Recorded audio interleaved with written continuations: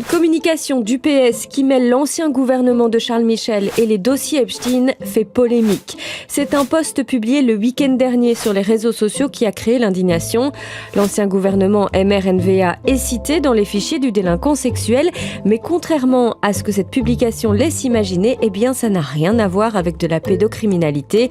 Mais qu'est-ce que les socialistes francophones ont donc réellement trouvé ? En fait, l'exécutif belge est cité par Steve Bannon, l'ancien conseiller de Donald Trump et militant d'extrême droite auprès de Jeffrey Epstein.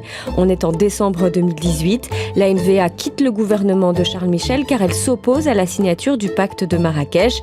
Et Steve Bannon se vante auprès du délinquant sexuel que le gouvernement belge est tombé quelques heures après son intervention dans un événement en Belgique sur le pacte mondial des migrations.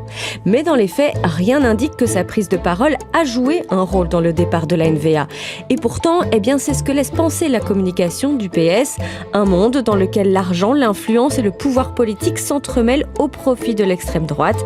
Et ce lundi, le Parti socialiste réinsiste. Il veut dénoncer le large mouvement réactionnaire mondial qui s'organise, les accointances entre les membres américains, ceux de la Belgique et les conséquences pour nos démocraties qui semblent en découler.